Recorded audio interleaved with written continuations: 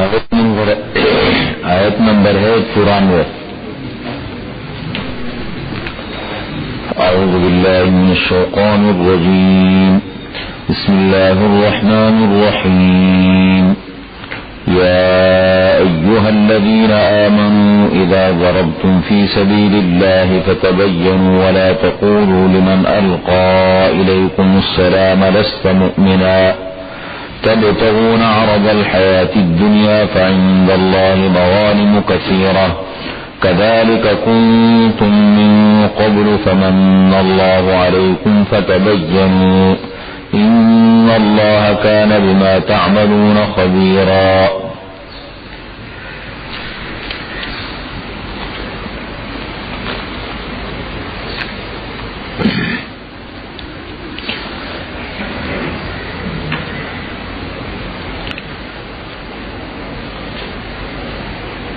دشمن کے ساتھ، کفار کے ساتھ یا کسی کے ساتھ بھی معاہدوں کا ذکر ہوا. اگر معاہدہ ہو جائے کیا کرنا چاہیے؟ کوئی آ جائے اور وہ یہ کہے کہ ہم لڑنا نہیں چاہتے، ان کے ساتھ کیا معاملہ کرنا چاہیے؟ اجتماعی حقوق کا ذکر ہو رہا ہے نا، اجتماعی معاملات ذکر ہو رہے ہیں پر. اسی طریقے سے اس ضمن میں مسلمان کے قتل کا ذکر ہوا. اگر مسلمان ہو اور کسی غلطی سے جو ہے دوسرے مسلمان کے ہاتھ سے قتل ہو جائے، جان بوجھ کر اگر ایک مسلمان دوسرے مسلمان کو قتل کر دے، یہ ساری صورتیں بتائی.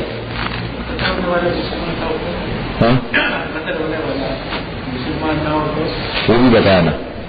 اگر ایک آدمی ایسا قتل ہوا کہ اس میں بھی دو صورتیں، ایک تو دشمن کا آدمی مارا آپ نے، لڑائی شروع ہے، میدان جنگ ہے اور اس میں آدمی مارا گیا تو وہ تو ظاہر بات ہے، وہ تو دشمن ہے نا لڑائی میں. اور ایک ایسے آدمی کو قتل کیا کہ جو مثال کے طور پر جن سے معاہدہ ہے، جس قوم سے معاہدہ ہے اور یہاں کے مسلمان نے ان کا آدمی قتل کیا، تو وہی حکم ہے جو ایک مسلمان کے قتل کا حکم ہے. کفارہ بھی ادا کرے گا قوم کو اور 2 مہینے کے روزے بھی رکھے گا.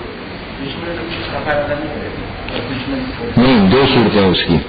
وہ اس صورت میں وہ صورت بھی بتائی. یہ سب صورتیں کل گزری. ایک مسلمان ہے اور پوری قوم سامنے دشمن ہے، کافر ہے، لیکن اس میں ایک مسلمان رہتا ہے اور وہ یہاں اس طرف سے مسلمان کے ہاتھ سے قتل ہو گیا، تو اس صورت کے اندر کفارہ ہے، دیت نہیں ہے. یہ بھی بتا دیے. یہ کئی صورتیں ہیں، یہاں سے کئی چیزوں کی طرف. یہ چونکہ ایک اجتماعی معاملات جب ہوتے ہیں نا تو اس میں بہت ساری غلط فہمیاں بھی ہو جاتی ہے، بڑی بڑی غلطیاں بھی ہو جاتی ہے، مختلف قسم کے حالات سے واسطہ پڑتا ہے. دشمن آ گئے معافی مانگنے کے لیے، پناہ لینے کے لیے، یہ سب صورتیں. اب اسی ضمن میں ایک اور مسئلہ ذکر کیا، کیونکہ جہاد کا موقع تھا. قبائل میں آپ صلی اللہ علیہ وسلم دستے بھیجتے تھے، روانہ فرماتے تھے، خود بھی جاتے تھے اور دشمن کی طرف سے بھی حملے ہوتے تھے.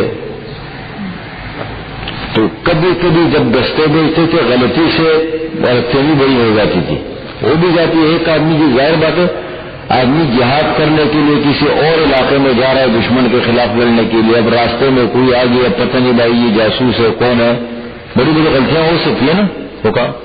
اب ایسے موقع پر ایک واقعہ پیش آیا.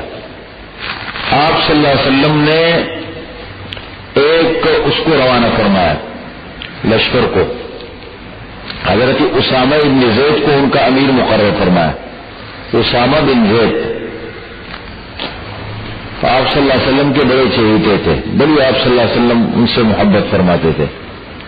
ان کو جب روانہ کیا گئے تو لوگ تو غائب تھے، وہاں پر تھے نہیں.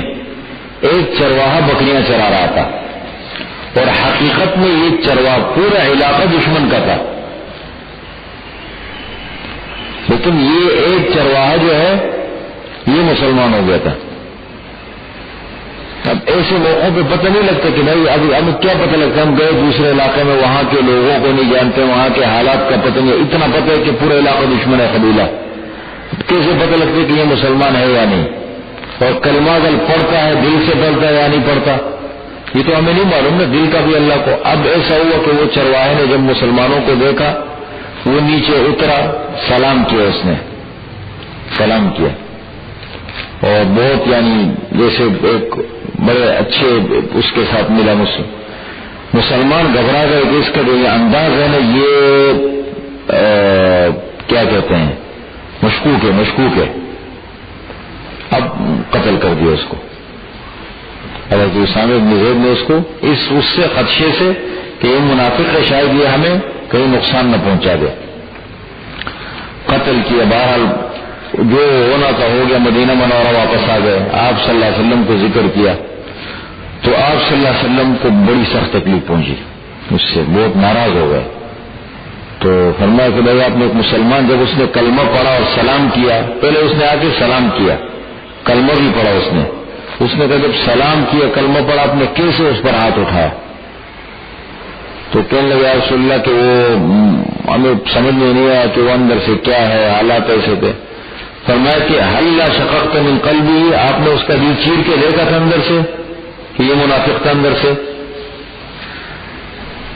اور ایک روایت میں آپ صلی اللہ علیہ وسلم نے فرمایا کہ اسامہ ما تصنع بلا الہ الا اللہ اذ جاء یوم القیامہ، جب وہ قیامت کے دن لا الہ الا اللہ لے کر آئے گا پھر کیا کرو گے؟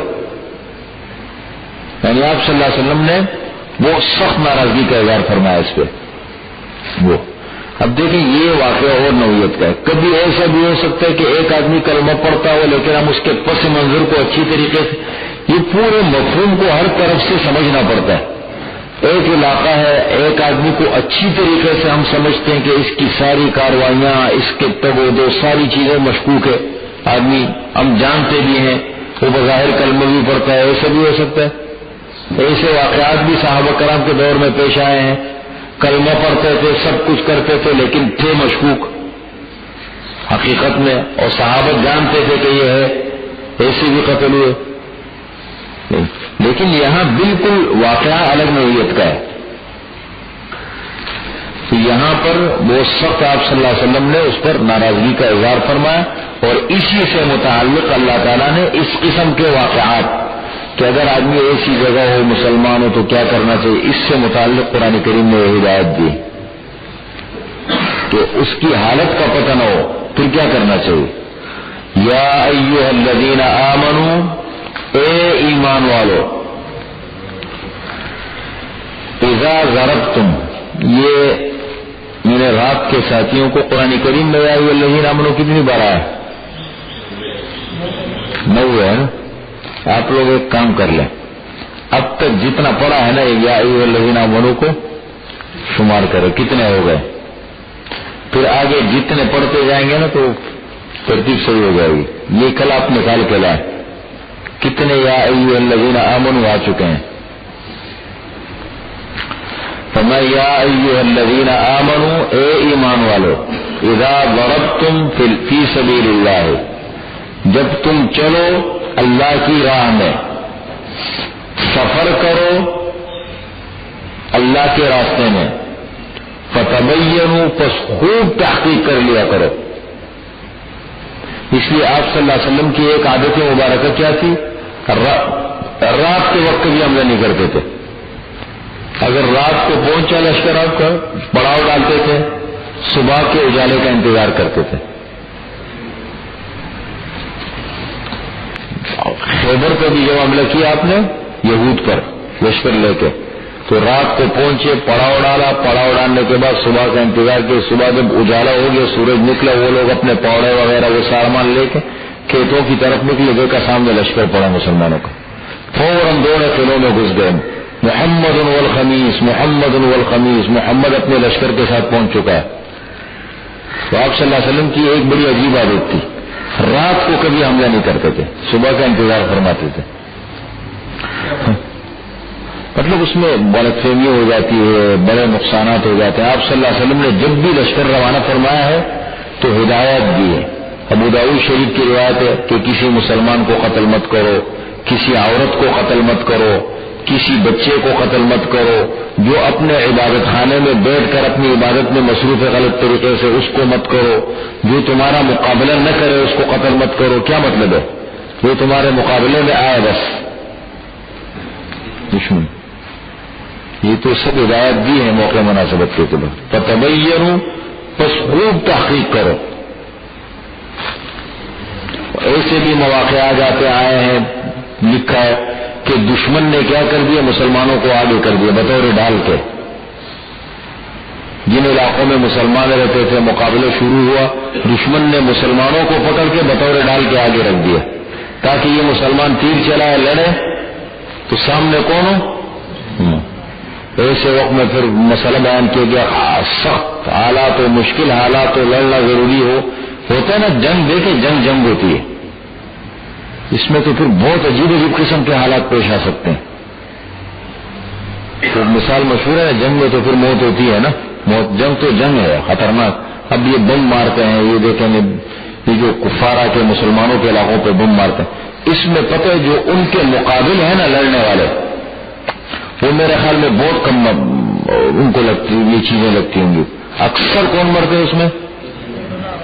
جو خواتین ہیں، بچے ہیں، گھر وغیرہ ہے. وہ تو اپنی کارروائی کر کے جو بھی کرنا ہوتا ہے کارروائی کی، غائب ہو گئے. طریقہ آتا ہے ان کو سب کچھ. اب انہوں نے آ کر کے پورے علاقے کو مارا. یہ جنگ میں جنگ پھر ایسی چیز ہے کہ انسان پھر کے ہاتھ میں یہ چیزیں نہیں رہتی. تو ایسا موقع اگر آگے دشمن نے مسلمانوں کو آگے کر دیا اور جنگ بہت ضروری ہے، اگر پیچھے ہٹیں گے تو نقصان ہوگا اسلام کا، مسلمانوں کا. ایسی صورت کے اندر بھی یہاں تک بھی صورت بتائی گئی ہے کہ پھر اگر تیر چلاؤ تو نیت کافر کی کرو، اگر مسلمان کو لگے بیچ میں تو وہ مسلمان شہید ہے. ایک تو یہ ہے نا کہ مسلمان ان کے فوج میں شامل ہو کے لڑنے کے لیے آیا اپنے ملک کے دفاع کے لیے، وہ ایک الگ چیز ہو گئی، وہ تو ملکوں کی جنگ ہو گئی پھر. اور ایک یہ ہے کہ ان کو آگے کر دیا انہوں نے بطور ڈال کے، اور لڑنا بھی ضروری ہے، پیچھے نہیں ہٹ سکتے. تو اس صورت میں اگر تیر چلائے، گولی چلائے، جو بھی کرے تو نیت کس کی ہونی چاہیے؟ کافر کی. اگر یہ گولی جا کے مسلمان کو لگے گی تو وہ اللہ کی راہ میں شہید ہے. یہ سارے حالات دنیا میں بڑے بڑے عجیب عجیب حالات آ سکتے ہیں. فتبینوا، پس خوب تحقیق کرو. تبینوا کا مطلب خوب تحقیق کرو. ولا تقولوا لمن القى الیکم السلام لست مؤمنا، اور نہ کہو تم اس شخص کو جو تمہیں سلام کرے. القى الیکم السلام، جو سلام تمہاری طرف ڈالے، السلام علیکم. لست مؤمنا، اس کو نہ کہو کہ تم مومن نہیں ہو. تبتغون عرض الحیات الدنیا، کیا تم دنیا کی زندگی چاہتے ہو؟ دنیا کی زندگی کا فائدہ. عرض کہتے سامان کو. کیا تم دنیا کی زندگی کا سامان اور فائدہ چاہتے ہو؟ فعند اللہ مغانم کثیرہ، پس اللہ تعالیٰ کے پاس بہت ساری غنیمتیں ہیں. مقصد پیسہ نہیں ہے، مقصد اعلاء کلمت اللہ ہے. غنیمت تو مقصود نہیں ہے بلکہ اللہ کا دین غالب ہو جائے، جہاد کا مقصد یہ ہے. تو فرمایا فعند اللہ مغانم، مغانم مغنیمت ان کی جمع ہے، مغنیمہ. اللہ تعالیٰ کے پاس بہت ساری غنیمتیں ہیں. کذالک کنتم من قبل، اسی طریقے سے تم تھے اس سے پہلے. فمن اللہ علیکم، پس اللہ تعالیٰ نے تم پر احسان فرمایا. فتبینوا، اب کیا کرو؟ خوب تحقیق کرو. مطلب دیکھیں تم نے جب پہلی بار کلمہ پڑھا تھا تم پر اعتماد کیا گیا نہیں، تو اسی طریقے سے دوسروں پہ اعتماد کرو. کذالک کنتم، اگر وہ غلط ہوگا تو خود ظاہر ہو جائے گا، پتہ لگ جائے گا اسے کہ کلمہ اس نے جان چھڑانے کے لیے پڑھا ہے یا دل سے پڑھا ہے، پتہ لگ جائے گا. فرمایا کذالک کنتم من قبل، اسی طرح تم تھے اس سے پہلے. فتبینوا، فمن اللہ علیکم، اللہ نے تم پر احسان کیا. فتبینوا، پس خوب تحقیق کر لیا کرو. ان اللہ کان بما تعملون خبیرا، بے شک اللہ تعالیٰ تمہارے اعمال سے خبردار ہے. اب یہ مسئلہ تو ہو گیا، لیکن اب جہاد کی فضیلت ساری چیزیں دیکھ کر ادھر ایک طرف احتیاط ہے کہ بھائی جہاد میں تو پھر جب جاؤ گے تو یہ صورتیں تو پیش آئیں گی. معاملات آپ کے ہاتھ میں نہیں رہیں گے. جنگ کرنے جاؤ گے تو بے گناہ لوگ بھی کبھی کبھی غلطی سے مر جاتے ہیں، اس میں بہت کچھ ہو جاتا ہے جنگ میں. تو اب صحابہ کرام تھوڑے سے جو ہے نا وہ بیچارے وہ ہو گئے کہ یار یہ تو ایسا نہ بجائے لینے کے دینا پڑ جائے ہمیں، تو ہمارے یہ اعمال سارے ضائع ہو گئے. کبھی غلطی سے کوئی مسلمان یا کوئی مسلمان نہ بھی ہو، بے گناہ بھی ہے، کوئی ہاتھ سے لگ جائے، قتل ہو جائے، پھر تو تھوڑے سے کترا گئے. اللہ تعالیٰ نے فرمایا نہیں کہ آپ کو جاری رکھو، جتنا تمہارے اختیار میں ہے تم تحقیق کرو، تو تمہارے اختیار میں نہیں، وہ مجبوری ہے. فرمایا لا یستوی القاعدون من المؤمنین، برابر نہیں ہو سکتے القاعدون بیٹھنے والے، من المؤمنین ایمان والوں میں سے، غیر اولی الضرر جو معذور نہیں ہے. دیکھیں یہ اس سبب میں نازل ہوا.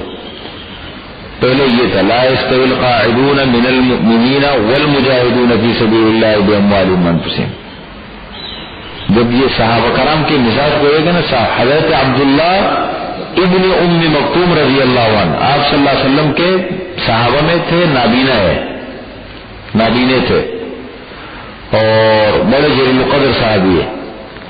انہوں نے کہا یا رسول اللہ یہ تو دیکھو مجاہدین کو بڑی فضیلت ہے، ہم تو یہ کام تو ہم بھی کر سکتے ہیں، معذور ہے، ہم بینائی ہے نہیں.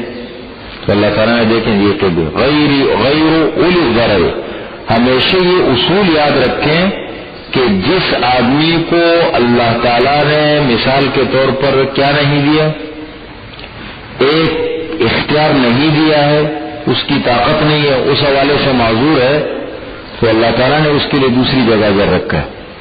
وہ اپنی صلاحیت کو کہیں اور بھی لگا سکتے. ہر آدمی کا مزاج مختلف ہوتا ہے، اس کی مثال کے طور پر حالات مختلف ہوتے ہیں، خواتین ہے، یہ سب چیزوں کو دیکھنا پڑتا ہے. میں نے عطیہ صدیقی کا سنایا تھا آپ کو؟ سنایا نہیں؟ عطیہ صدیقی کا اس دن BBC پہ سن رہے تھے تو اس کا عطیہ صدیقی کا نام سنا ہوگا نا، جو اخبارات میں آتی ہے، ڈاکٹر.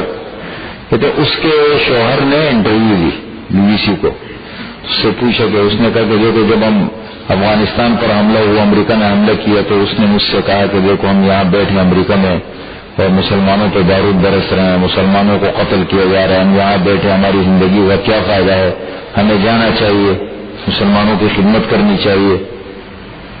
اور تو میں نے ان کو سمجھایا کہ دیکھیں آپ ان چیزوں میں نہ پڑیں، منع کیا میں نے. وہ بچوں کے ساتھ پاکستان آ گئے، مفتی رفیع صاحب سے ملے. پھر رفیع صاحب نے بھی سمجھایا کہ آپ خاتون ہیں، آپ کے اوپر جہاد فرض نہیں ہے، لیکن وہ ایک درد تھا ان کو نا، کہنے لگے بچوں کے ساتھ افغانستان پہنچ گئی. وہاں غزنی میں وہ علاج معالجے میں لگ گئی، جو معذور ہوتے تھے ان کا عورت کیا کرے گی، پھر ڈاکٹر علاج معالجہ کرے گی، لڑے گی تو نہیں محاذ پہ جا کر نا. اب نے وہ کیا، کہنے لگے میری بات نہیں مانی، بچوں کو دیکھو گرفتار کر دیا، خود کہاں چلی گئی، میں ان سے بڑی ہوں، میرے اس سے کوئی تعلق نہیں ہے. تو یہ دیکھیں یہ باتیں ایسے بھی لوگ ہوتے ہیں پھر، لیکن کتنا بڑا مقام ایسے لوگوں کا ہے، یہ بہت اونچے لوگ ہوتے ہیں. ایسے یہ لوگ ہیں نا، یہ امت کے بڑے چیدہ لوگ ہوتے ہیں. ایسے لوگوں کو جو اللہ تعالیٰ چنتے ہیں، تھوڑی تکلیف دیتے ہیں، لیکن ان کا مقام اتنا اونچا ہوتا ہے اللہ تعالیٰ کے کہ ہم سوچ بھی نہیں سکتے. اور دین ان لوگوں کی وجہ سے قائم ہے. آج میں اور آپ جو ہے نا، آپ جو دشمن گھبراتا ہے، یہ ان 79 لوگوں کی وجہ سے وہ بڑا. اور پھر سب سے بڑی بات یہ ہے، حضور صلی اللہ علیہ وسلم فرماتے ہیں کہ اگر اللہ کو تلاش کرنا ہے ٹوٹے ہوئے دنوں کے بعد تلاش کرو. اللہ ہمیشہ کہاں ملیں گے؟ ٹوٹے ہوئے دنوں کے بعد. جب لوگ ساتھ چھوڑ دیں پھر اللہ آ جاتے ہیں. اللہ فرماتے ہیں میں تمہارے ساتھ ہوں.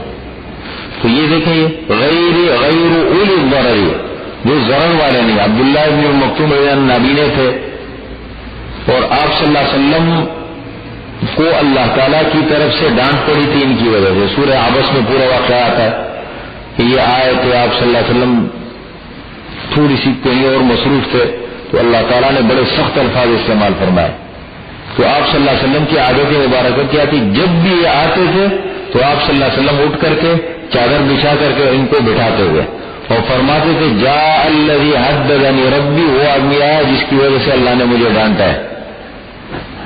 جاء الذی حدثنی ربی، وہ آدمی آیا جس کی وجہ سے مجھے ڈانٹ پڑی ہے. پھر کیا ہوا یہ دیکھیں، یہ ہے معذور. حضرت عمر رضی اللہ عنہ کے دور خلافت میں سب سے بڑی جنگ جو ہوئی فارس کے ساتھ، قادسیہ کی لڑائی تھی. قادسیہ ایک مقام ہے، وہاں بڑی سخت لڑائی ہوئی تھی. تو وہاں پر کہتے یہ گھوڑے پہ سوار تھے اور جھنڈا ہاتھ میں تھا، اور کہتے بس ان سے پوچھے کہ بھائی دشمن کس طرف ہے، مسلمانوں سے پوچھے کہ دشمن کا رخ کس طرف ہے، تو سامنے کی طرف ہے.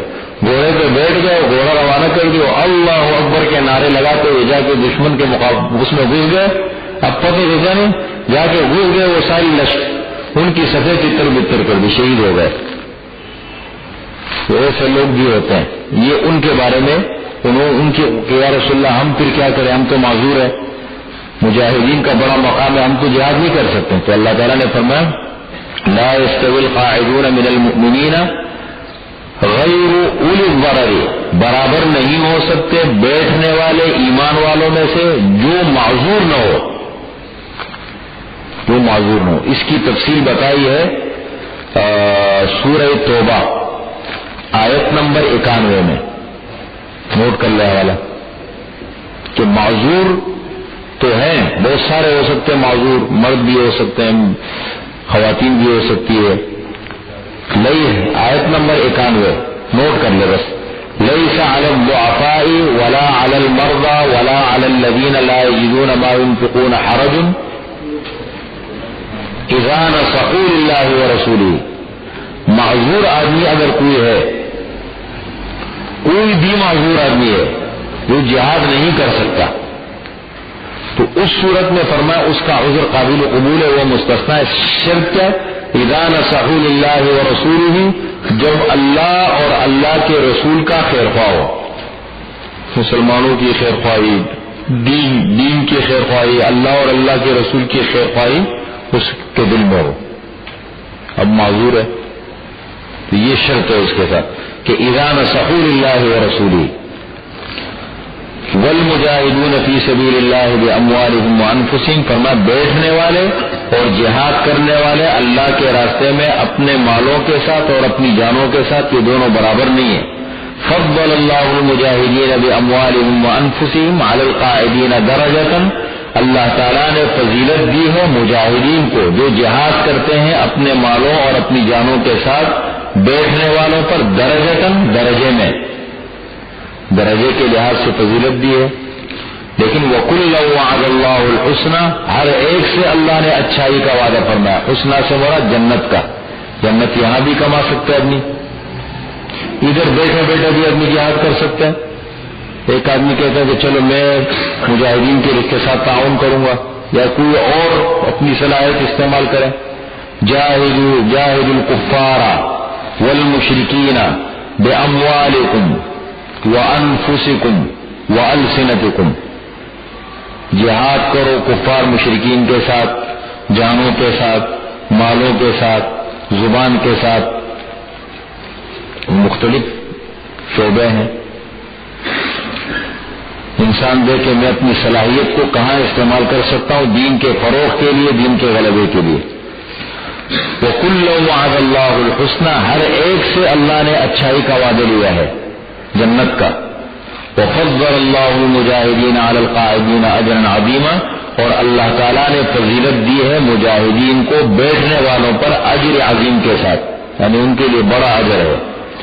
درجات، اجر عظیم کی شکل کیا ہے؟ درجات منہ، درجات ہے اللہ تعالیٰ کی طرف سے ایک. ومغفرتن، اور مغفرت ہے مجاہدین کے لیے. ورحمتن، اور رحمت ہے. وکان اللہ غفورا رحیما، اور اللہ تعالیٰ گناہ بخشنے والا مہربان ہے. جہاد کا ذکر ہوا، اسی ضمن میں ہجرت کا ذکر بھی کیا. ہجرت بھی بڑا اہم مسئلہ ہے. ہجرت کیا مانے؟ ہجرت کے معنی چھوڑنا. ہجرت کی کیا مانے؟ چھوڑنا. کیا مانے؟ انسان سب سے پہلے دین ایمان کی حفاظت کے لیے، جان کی حفاظت کے لیے، عزت کی حفاظت کے لیے، مال کی حفاظت کے لیے، یہ ہجرت کی صورتیں ہو سکتی ہیں. اور ہجرت کے پھر درجات ہے. کبھی ہجرت فرض کے درجے میں ہوتا ہے کہ بالکل آدمی جو ہے جیسے مکہ مکرمہ میں ہجرت فرض ہو گئی تھی، اور اس کے بغیر مسلمان اگر طاقت رکھتا ہو ہجرت میں کرے، وہ مسلمانوں میں سے شمار نہیں ہوتا تھا.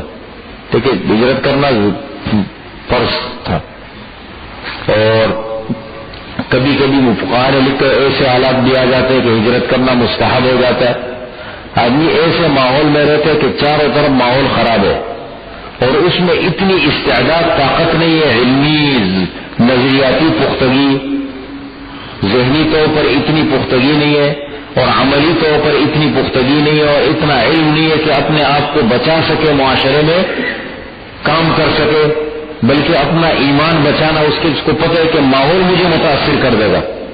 ایسے وقت بھی آ جاتے نا کہ میں اس ماحول میں رہوں گا، میرے بچے محفوظ نہیں رہیں گے، میرا گھر محفوظ نہیں رہے گا، میں خود محفوظ دینی طور پر نہیں رہ سکتا، یا آدمی کا مال محفوظ نہ ہو، کچھ اور بہت ساری صورتیں، تو ایسی صورت کے اندر ہجرت کرنا مستحب ہو جاتا ہے کبھی کبھی۔ مطلب آپ کے ایمان کو خطرہ یقینی نہیں ہے، لیکن مطلب یہ ہے کہ خدشہ ہے کہ ماحول اتنا یعنی گناہوں والا ماحول ہے، لاپرواہ قسم کا سستی والا ماحول ہے، اور وہاں کوئی ایسا ماحول نہیں کہ آپ عمل کر سکے، کوئی کام کر سکے، تو آپ کوئی ایسی جگہ کی طرف ہجرت کر لے، ایسی جگہ گھر لے لیں۔ ایسے مثال کے طور پر آدمی ایسے علاقے میں گھر ہے، اس کا چاروں طرف ماحول بہت عجیب سا ہے، مسجد بھی کہیں دور دور تک نہیں ہے تاکہ وہاں جا کے نماز وغیرہ کا، اس قسم کی بالفعل ایک مثال ہے، ایسے ہو سکتا ہے۔ اب کیا کرے، وہ ایسے علاقے میں جا کر کے گھر لے لے جہاں ایک دینی ماحول ہو، جہاں اچھا ماحول ہو، اپنے بچوں کو، اپنے گھر والوں کو، خود اپنے آپ کو ایمان دین کے لیے اس سے انتظام کر سکے۔ ان الذین توفاہم الملائکۃ، بے شک وہ لوگ، الذین توفاہم الملائکۃ، ملائکۃ جن کے توفا، جن کی جان نکالتے ہیں، توفاہم الملائکۃ فرشتے جن کی جان نکالتے ہیں، ظالمی انفسہم، درا حال ہے کہ وہ زیادتی کرنے والے ہوتے ہیں اپنی جانوں پر۔ کس بنیاد پر زیادتی کرنے والے ہوتے ہیں؟ بترک الہجرت، ہجرت نہ کرنے کی وجہ سے۔ اگر ہجرت فرض کے درجے میں ہو تو فرشتے جب ان کی جان نکالتے ہیں، یعنی انتقال کا وقت قریب آ جائے، قالوا، فرشتے ان سے پوچھتے، فیم کنتم، تم کس حالت میں تھے دنیا میں؟ قالوا، تو وہ کہتے کننا مستضعفین فی الارض، ہم تھے کمزور زمین میں، بڑے کمزور تھے۔ قالوا، تو فرشتے پوچھتے، الم تکن ارض اللہ واسعۃ، کیا اللہ تعالیٰ کی زمین کشادہ نہیں تھی؟ فتہاجروا فیہا، پس تم اس میں ہجرت کر لیتے۔ اور ہجرت کے بڑے عجیب برکات ہے۔ آپ نے وہ 100 قاتلوں کا واقعہ سنا؟ تو 100 آدمیوں کا قاتل تھا بنی اسرائیل میں، ایک آدمی نے 100 قتل کیے۔ اب دیکھیں نا، حدیث میں واقعہ آتا ہے اس کا، ایک آدمی نے 99 قتل کیے۔ تو ایک آدمی کے پاس گیا، پوچھتے پوچھتے ایک آدمی کے پاس گیا کہ میں توبہ کرنا تھا، احساس ہو گیا مجھے کہ آدمی بتاؤ، میں اس کے پاس جاؤں، اس سے میں پوچھوں کہ میری توبہ کیسے قبول ہو سکتی ہے، تو میں نے بڑے بڑے جرائم کیے ہیں۔ تو ایک اور آدمی کے پاس گیا، اس نے کہا نکلو باہر یہاں سے، 99 آدمیوں کا قاتل ہے، معافیا مانگتا بھی۔ اب اس نے اس کو بھی قتل کر دیا۔ اس نے تو بالکل لچک نہیں رکھی میرے لیے، اس کو بھی قتل کر دیا، 100 کی گنتی پہ، لیکن احساس تو تھا ایسا۔ پھر کسی نے بتایا، کسی نے ان کو سمجھایا کہ بھائی ہاں ایک صورت ہو سکتی ہے، تم توبہ کرو، اور توبہ کی قبولیت کی شرط یہ ہے کہ جس علاقے میں تم ہو نا، تم نے یہاں اتنے بڑے بڑے جرائم گناہ کیے، اس علاقے کو چھوڑ کے کہیں دوسرے علاقے میں چلے گا۔ وہ احساس تو تھا، اس کو روانہ ہو گیا ہجرت کر کے، راستے میں انتقال ہو گیا۔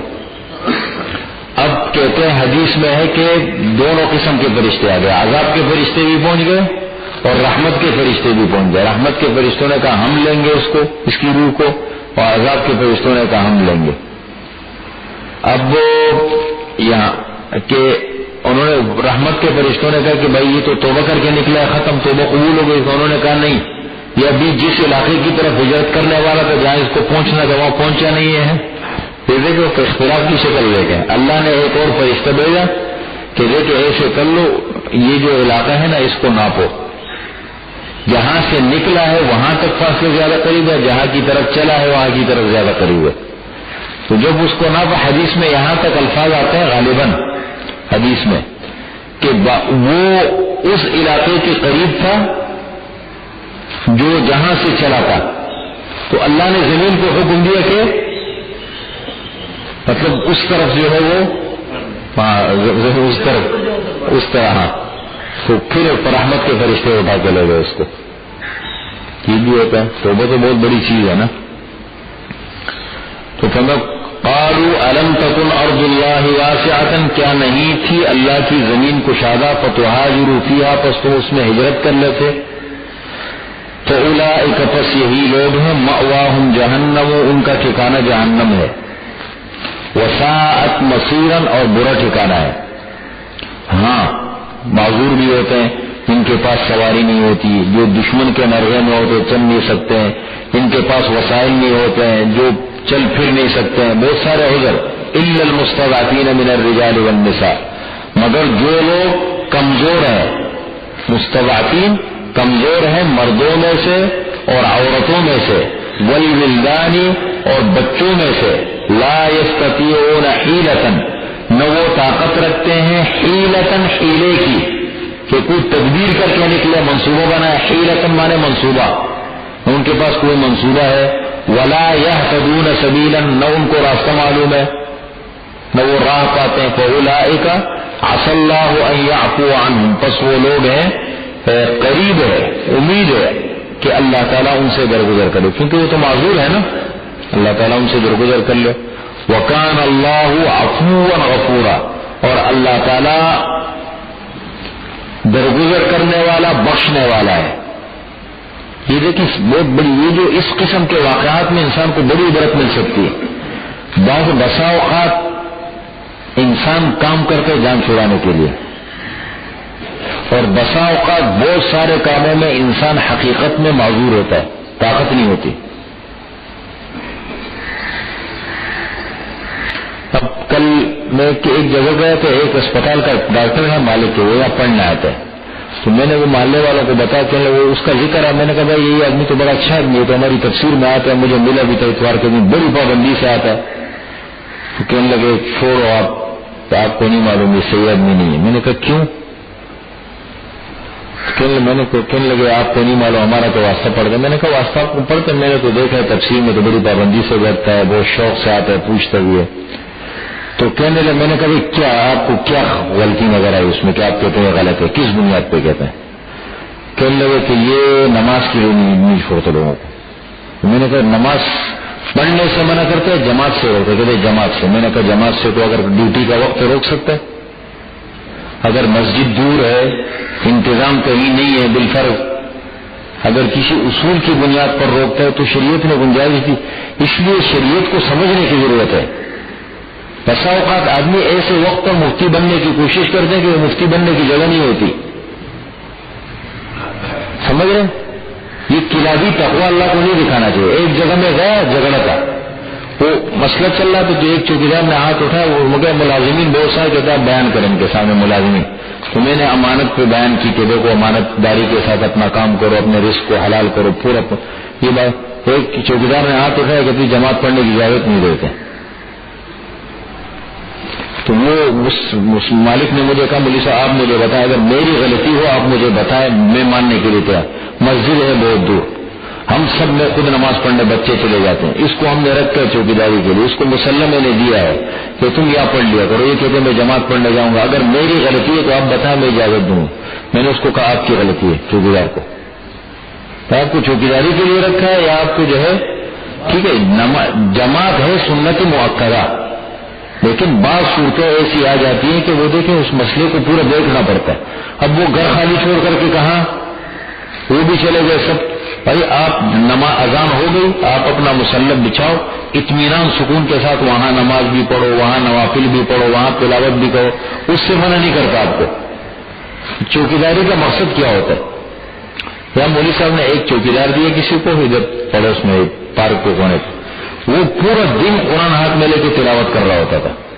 اب وہ باہر گاڑی کھڑی ہارن بجا رہے اور گھنٹیاں بجا رہے، وہ اندر بیٹھا ہوا تلاوت کر رہا تھا.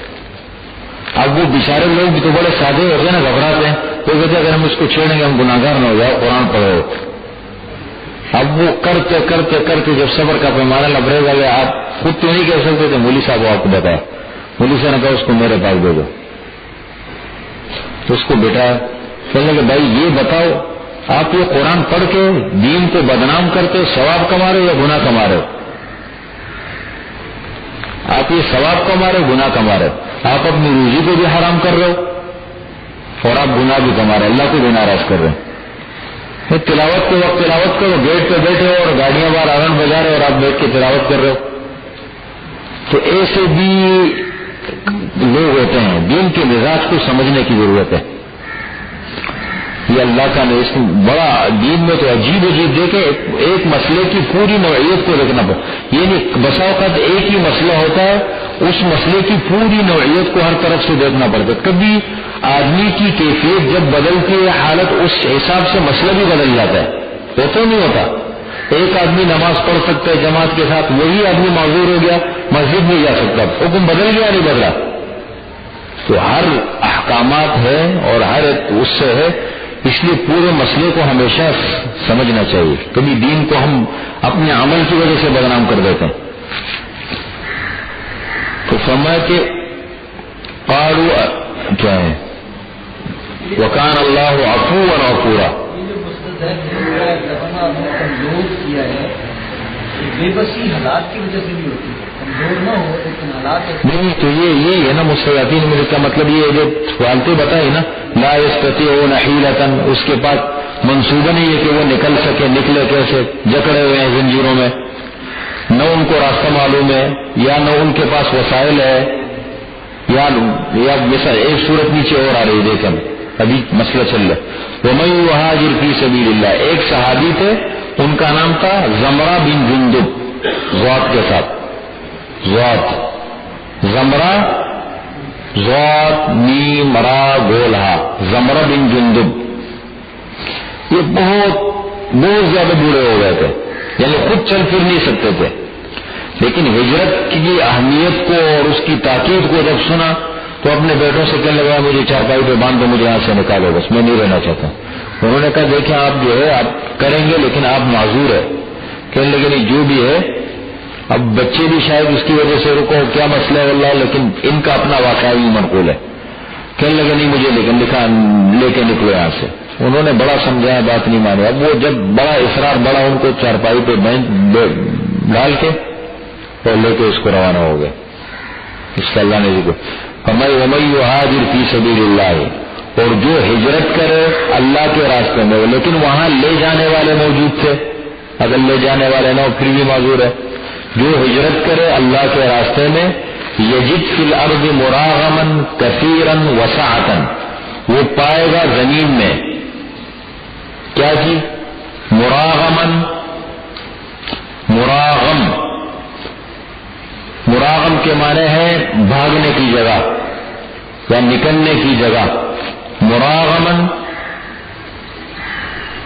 بھاگنے کی جگہ، کثیرن بہت زیادہ، وسعتن اور کشادگی۔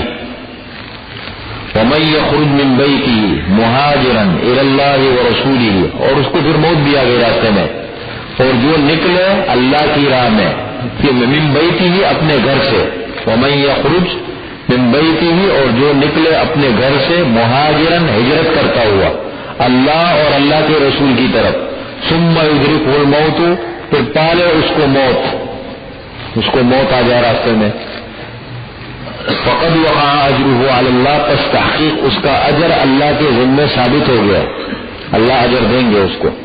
وکان اللہ غفورا رحیما، اور اللہ تعالیٰ گناہ بخشنے والا مہربان ہے۔ یہ ذکر ہو گیا۔ اب ظاہر بات ہے آدمی ہجرت کرتا ہے، جہاد کرتا ہے، چلتا پھرتا ہے، نماز کے مسائل آتے ہیں، مشکلات، نماز قصر کا ذکر فرمایا اسی مناسبت سے، قصر کی نماز کا ذکر، سفر کی حالت میں قصر کی نماز۔ دیکھیں سفر اگر شرعی ہے، سفر شرعی سفر اگر ہے تو شرعی سفر کتنا ہے؟ 48 میل، آج کل کے حساب 77 کلومیٹر، اتنا سفر ہو کا ارادہ کرے آدمی، اور 15 دن سے کم کی نیت ہو کسی جگہ ٹھہرنے کی، تو وہ مسافر کہلاتا ہے۔ وہ اکیلے نماز پڑھے گا تو 4 رکعت کے بجائے 2 رکعت پڑھے گا۔ سفر متحقق کب ہوتا ہے؟ جب آدمی شہر کے حدود سے باہر نکلے، جب تک شہر کے اندر ہے، گھر سے نکل چکا ہے تو وہ مسافر نہیں کہلائے گا. جب شہر کے حدود سے نکلے گاڑی، یا مثال کے طور پر جہاز میں ہے تو جہاز ہوا میں اڑ جائے، سفر متحقق ہو جائے گا. اب وہ قصر کرے گا. لیکن اگر کسی ایسی جگہ ہے جہاں مقیم امام کے پیچھے نماز پڑھے گا تو پوری نماز پڑھے گا. امام اگر مقیم ہے اور جماعت کی نماز میں یہ شریک ہو جائے تو پوری نماز پڑھے گا وہاں پر. ہاں قصر کی. لیکن امام کے پیچھے خود بخود اتمام ہو جاتے، جیسے اس نے نیت کی نا اس کی نماز پوری ہو گئی. سفر میں تو 2 رکعت پڑھائے گا. ہاں تو وہ باقی نماز اپنی مکمل کرے گا، بعد میں اپنی نماز مکمل کرے گا. اپنے گاؤں پہنچ جاتا ہے لیکن وہاں کوئی نہیں ہے. بتاتا ہوں موٹے موٹے مسائل ہے وہ بتاتا ہوں. اصل میں ہم تو خاص چیزیں بتا کے بڑی تفصیلات میں بھی نہیں جا سکتے نا. تو ایک تو یہ ہو گیا سفر متحقق کب ہوگا. دوسری بات ہے اکیلے نماز پڑھے گا تو قصر، امام کے پیچھے نماز پڑھے گا تو پوری نماز. اگر 15 دن یا 15 دن سے زیادہ کی نیت ہے تو پھر پوری نماز پڑھے گا. پھر پوری نماز پڑھے گا اکیلے بھی. اور سفر سنتوں کا مسئلہ جس کو بھی سمجھ جانا چاہیے. ہمارے ہاں عام طور پر عوام میں مشہور ہے کہ میں مسافر ہوں کہیں ٹھہرا ہوا کہتے نہیں. تو اس میں دیکھیں سفر 2 قسم کا ہے. ایک ہے سفری جاری اور ایک ہے سفری اقامت. سفری جاری کا مطلب یہ آپ راستے میں جا رہے ہیں، گاڑی میں ہیں، جہاز میں ہیں، راستے میں ہیں، تو اس صورت میں مشکل ہوتا ہے کہ آدمی اپنا فرض نماز بھی پڑھ لے کافی ہے. تو اس صورت میں سنتیں ساقط ہو جاتی ہے. لیکن ایک آدمی کسی مقام پر جا کر کے 15 دن سے کم کی نیت کر کے ٹھہرا ہوا ہے، رکا ہوا وہاں پر، جیسے لاہور گیا ہے، لاہور میں 15 دن سے کم کی نیت ہے، 13 دن 14 دن میں وہاں رہوں گا، کام کر کے پھر آ جاؤں گا. تو اس صورت کے اندر کیا کرے گا وہ؟ اس صورت میں نماز فرض تو اگر امام کے پیچھے پوری پڑے گا، سنتیں اس صورت میں کوشش کرے کہ نہ چھوڑے. سفر اقامت ہے، سفر ہے لیکن کیسا سفر ہے؟ رکا ہوا ہے کسی جگہ، تکلیف مشقت کوئی نہیں ہے. ہاں سنت مؤکدہ کی بات ہو رہی ہے. بات سنت مؤکدہ کی. سنت غیر مؤکدہ تو مقام پر بھی مرضی ہے، پڑھ سکتے پڑھنا چاہے. اسی طریقے سے ایک آدمی کسی جگہ کام سے گیا ہے اور مقصد صرف کام ہے، 2 دن میں کام ہو جائے تو میں چلا جاؤں گا، 3 دن میں کام ہو جائے میں چلا جاؤں گا، 4 دن میں کام ہو جائے میں چلا جاؤں گا. اب کام کے انتظار پہ بیٹھا ہے صرف اور صرف کام کے لیے، اور اس میں اس کے 50 2 مہینے 10 مہینے گزر گئے، سال بھی گزر گیا، صرف اس کے اصل نیت کیا ہے؟ کام. تو وہ سفر کی نماز پڑھے گا. اور اسے پتہ ہے کہ میرا آج بھی کام ہو سکتا ہے، آج نہیں تو کل ہو جائے، آج کل میں بڑا وقت ہو گیا. ایک تو یہ مسئلہ ہو گیا. دوسری بات یہ ہے کہ بڑا اہم مسئلہ ذہن میں آیا تو کیا ہے، بڑا اہم مسئلہ ہے، اس سے لوگوں کا واسطہ بھی بہت زیادہ پڑتا ہے.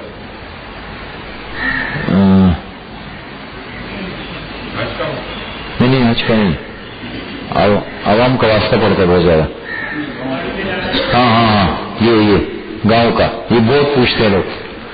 ایک آدمی کا کاروبار، ایک آدمی کا گھر ہے لاہور میں، اپنا گھر ہے، اپنی زمینیں ہیں وہاں پر. ابھی ایک آدمی آیا تو اس نے پوچھا جماعت میں، تبلیغی جماعت میں، اس کے 6 گھر ہے، شیخو پورہ میں بھی ہے اور لاہور میں بھی ہے، پنڈی میں بھی ہے، پتہ نہیں کتنی جگہوں کے نام لیے پنجاب میں. ہر جگہ زمین ہے اور ہر جگہ پر اس کا گھر ہے. چلنے کہ میں کیا کروں گا. تو دیکھیں اس میں ایک آپ کو اصول بتا دوں، مکین کا اعتبار ہے، مکان کا اعتبار نہیں ہے. ایک ہے مکین اور ایک ہے مکان. تو مکین کا اعتبار ہے، رہنے والوں کا اعتبار ہے، جگہ کا اعتبار نہیں ہے.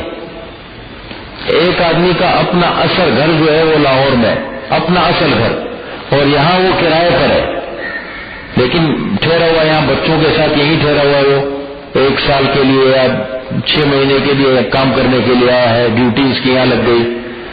اب وہ اگر مثال کے طور پر وہ لاہور میں وہ جو ہے نا، اگر اکیلے جائے گا، بچے اس کے یہاں ہیں مستقل جب تک 6 مہینے کے لیے یہاں ہے، وہاں جائے گا تو مسافر ہوگا.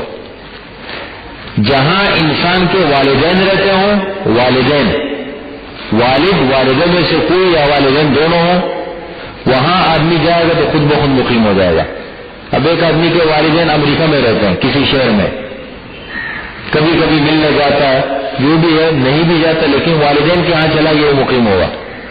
یا جہاں آدمی کے اپنے بیوی بچے رہتے ہیں وہاں پر آدمی کیا ہوگا؟ مقیم. تو مکین کا اعتبار ہے، مکان کا اعتبار نہیں ہے، جگہ زمینوں کا اعتبار نہیں ہے، بلکہ رہنے والوں کا اعتبار ہے. بھائی وغیرہ بہنیں رہتے ہیں ان کا بھی اعتبار نہیں ہے، کیونکہ عام طور پر الگ ہو جاتے ہو نا. تو اصل اپنے بچے ہیں اور والدین ہیں.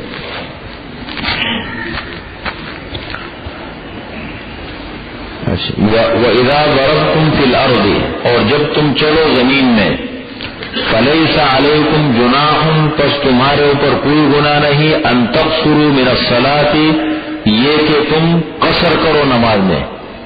اب یہ مطلب اس کا ہرگز نہیں تم پر کوئی گناہ نہیں، کوئی گناہ نہیں کا یہ مطلب یہ قرآن کریم کا انداز ہے استعمال میں.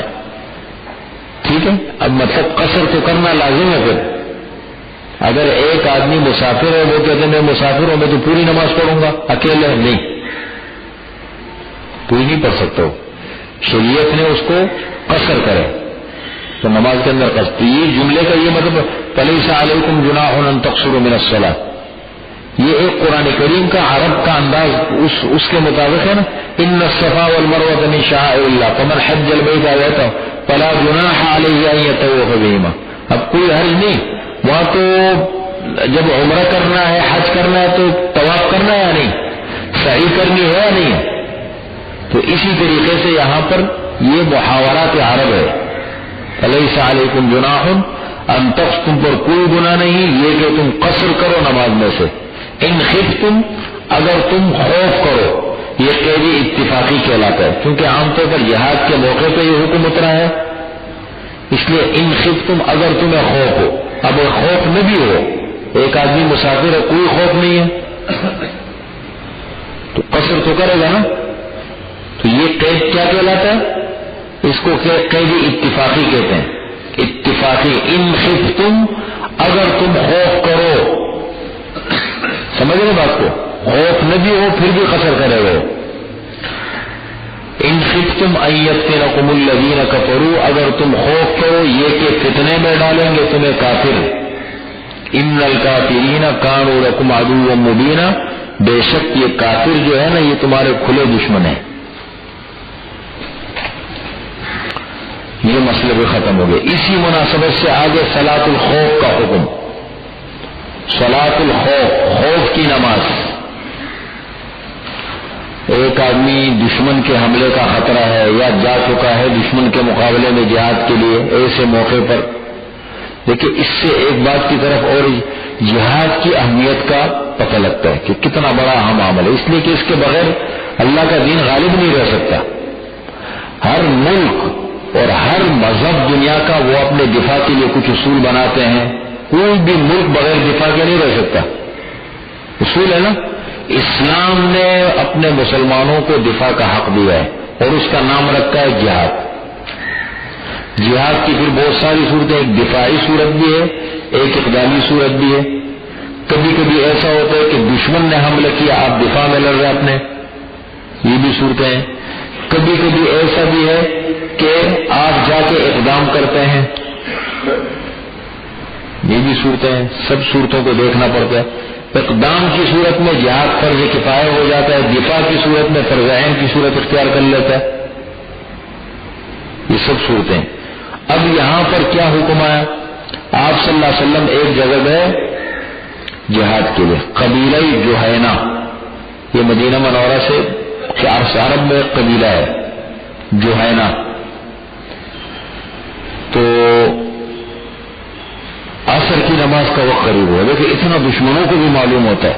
عصر کی نماز کا قریب ہوا، اب آمنے سامنے کھڑے ہیں، مسلمانوں کا لشکر بھی وہاں پڑا ڈالا ہے، وہ بھی ہے. انہوں نے آپس میں کسی نے ایک دوسرے سے کہا ہوگا کہ یار ان کا ایسا ہے کہ ابھی ان کی ایک نماز آ رہی ہے اور وہ نماز ان کے ہاں جو ہے نا سیأتیہم صلاۃ یہ احب الیہم من الاولاد، ایک نماز آ رہی وہ اولاد سے بھی زیادہ ان کو بہتر ہے. یعنی پسندیدہ ہے، محبوب ہے عصر کی نماز. من فاتته صلاۃ العصر فکأنما وطر اہلہ ومالہ، جس کی عصر کی نماز چھوٹ گئی اس کا گھر بار لوٹ گیا ہوا ہے، حضور صلی اللہ علیہ وسلم فرماتے ہیں.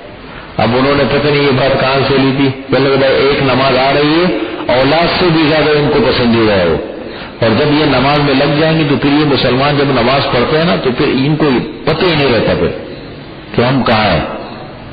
اس وقت یہ بارگی حملہ کر دیں گے ان پر. جب یہ کہا تو اللہ تعالیٰ نے صلاۃ الخوف کا حکم نازل فرمایا. قیامت تک کے لیے اصول کیونکہ بنانے پہ صلاۃ الخوف، خوف کی نماز کا طریقہ کہ اگر ایسا، لیکن یہ وہاں پر ہے، ایک ہے، ضروری نہیں ہے. آج کل میں کوئی آپ صلی اللہ علیہ وسلم ہو یا مسلمانوں کا ایسا امیر ہو،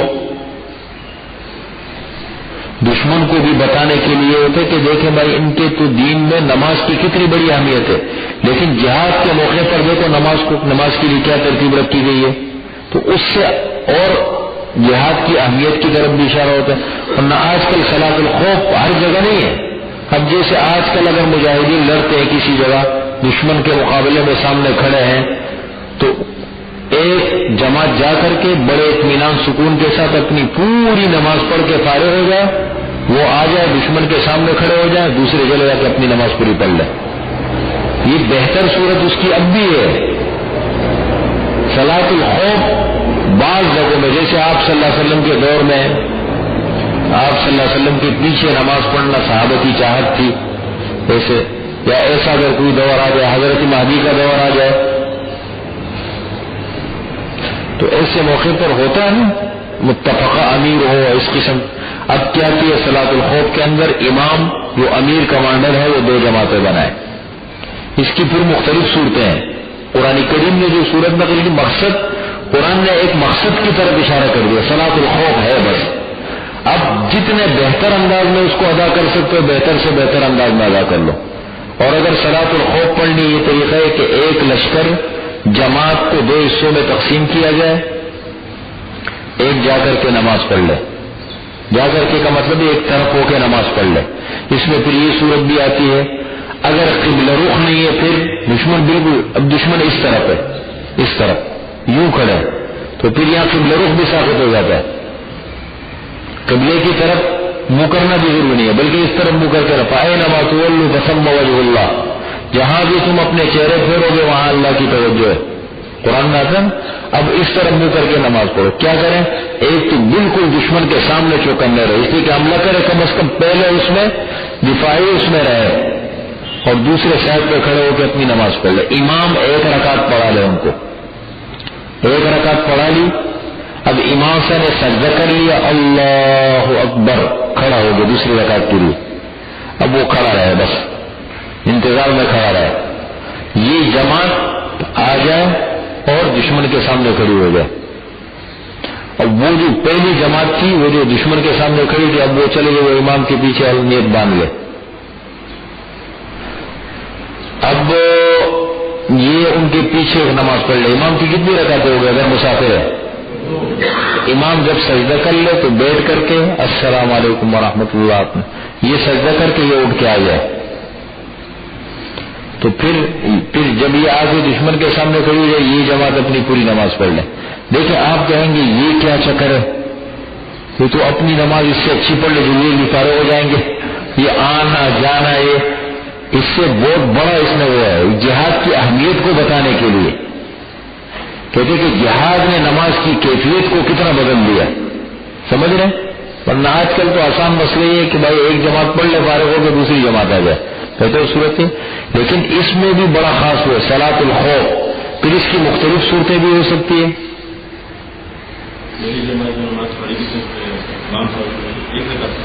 ایک رکعت وہ چلی جائے گی.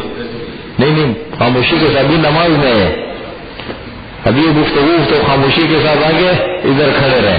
اب جنہوں نے 1 رکعت پڑھی تھی وہ پیچھے ہٹ کے اپنی باقی رکعت مکمل کر لیں. اب عجیب بات آپ کو بتاؤ، اس میں قرات کریں گے. ایک ہوتے مسبوق اور ایک لاحق. مسبوق اور لاحق کو جانتے ہیں؟ امام کے ساتھ جب ہم نماز میں شریک ہوتے ہیں تو دو قسم کے لوگ ہوتے ہیں. ایک وہ آدمی ہوتا ہے جو پہلے سے شریک ہوتے ہیں، شروع سے نماز میں شریک ہے، اس کو کیا کہتے ہیں؟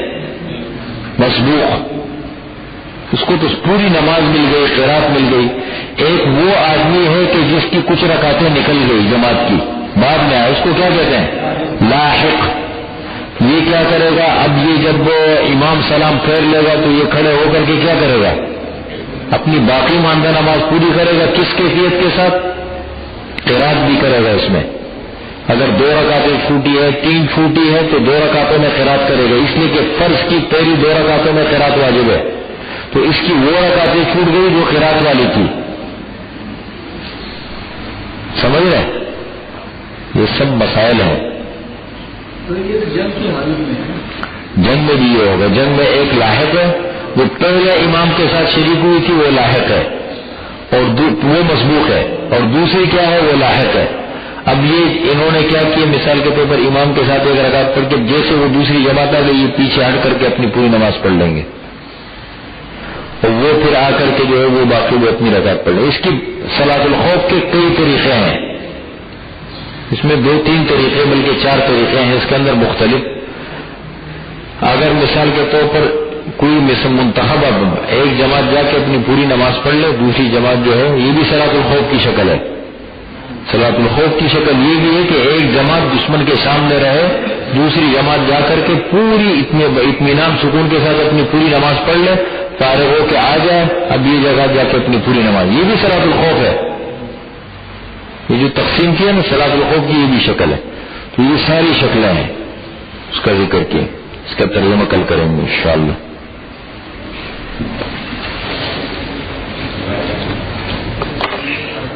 الحمد لله رب العالمين، والصلاة والسلام على خير خلق محمد وآله وأصحابه أجمعين. ربنا ظلمنا أنفسنا وإن لم تغفر لنا وترحمنا لنكونن من الخاسرين. ربنا آتنا في الدنيا حسنة وفي الآخرة حسنة وقنا عذاب النار. ربنا اغفر لنا ولإخواننا الذين سبقونا بالإيمان ولا تجعل في قلوبنا غلا للذين آمنوا ربنا إنك رؤوف رحيم. اللهم إنا نسألك العفو والعافية والمعافاة الدائمة في الدين والدنيا والآخرة. سبحان ربك رب العزة عما يصفون، وسلام على المرسلين.